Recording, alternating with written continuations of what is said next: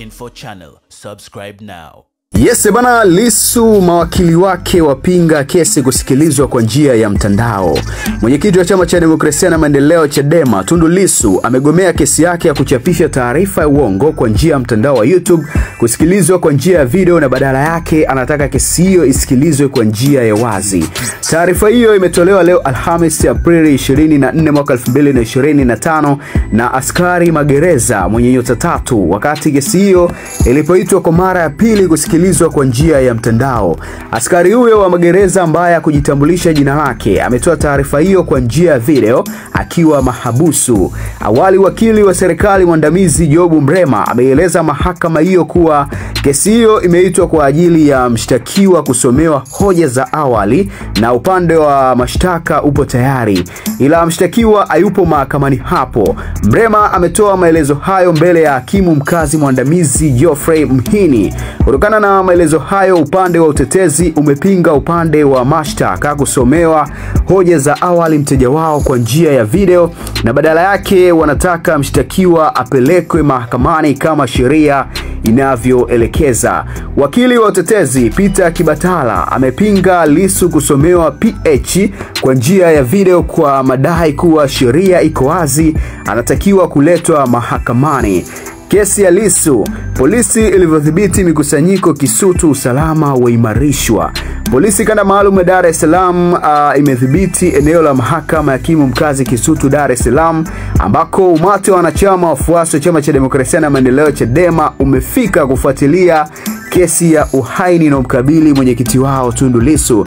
Katika maeneo yote ya mahakama hiyo, polisi wenye silaha, mbwa na farasi wameonekana wakiimarisha ulinzi tangu alfajiri hadi saa 3 wakati kesi hiyo ilivyo inayosikilizwa kwa njia ya mtandao ilipoweza kuanza. Alikofikia majira ya saa 3 asubuhi, hakuna kikundi cha watu kilichokuwa kwenye eneo hilo la mahakama, na jirani zaidi ya waandishi wa habari ambao wameruhusiwa kusimama umbali wa kama mita 100 kutoka lilipo geti la mahakama.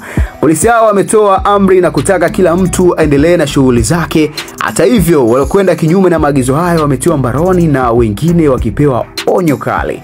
Lissu anakabiliwa na kesi mbili, moja ya uhaini na nyingine ya kuchapisha taarifa ya uongo mitandaoni. Kwa mara ya kwanza, Lissu alipandishwa kizimbani na kusomewa mashtaka hayo ilikuwa ni Aprili 10 mwaka 2025. Lakini wakati kesi hii ikiwa inaendelea, moja ya changamoto ambayo iliweza kujitokeza ni changamoto la kimtandao. Mahakama ya hakimu mkazi Kisutu imeahirisha kwa muda kesi ya kusambaza taarifa ya uongo katika mtandao wa YouTube inayomkabili mwenyekiti wa Chama cha Demokrasia na Maendeleo Chadema Tundu Lissu. Kesi hiyo imeahirishwa kwa muda dakika 10 kutokana na mtandao kusumbua na kutosikika vizuri. Hatua hiyo inatokana na mshtakiwa huyo kutofikishwa katika mahakama hiyo, hivyo kesi zake mbili zitasikilizwa kwa njia ya video.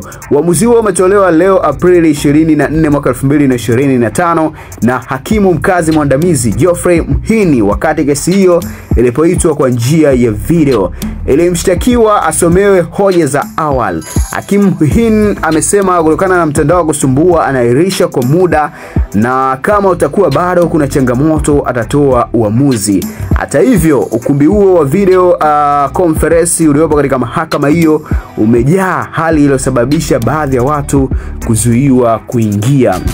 Bwana, haya ni jinsi ambavyo updates zinaendelea kujitokeza. Lakini kwa upande wa mshtakiwa ambapo Mheshimiwa Tundu Lissu na mawakili wao wamegomea kesi yao kuweza kusikilizwa kwa njia ya mtandao, huku wakidai kwa mujibu wa sheria inamruhusu mshtakiwa kuweza kushiriki moja kwa moja katika eneo la tukio na kusikiliza hukumu yake jinsi ambavyo itakuwa ikiendelea kutolewa katika mahakama hiyo.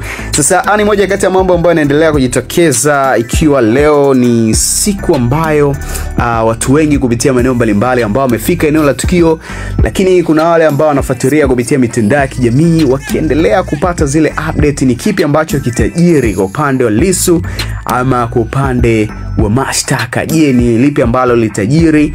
So watu wengi wanataraji kufahamu undani kuhusiana na taarifa hii hapa. Baba ni Jackson ambaye ndio kufuatilia kupitia Gangana for Channel. Itakuwa hapa kwa ajili ya kusogezea update zote ambazo zitakuwa zikiendelea mahakama ya hakimu mkazi Kisutu, ambapo leo Aprili 24 mwaka 2025 kesi zinazomkabili mwenyekiti wa Chama cha Demokrasia na Maendeleo Chadema leo zinasikilizwa.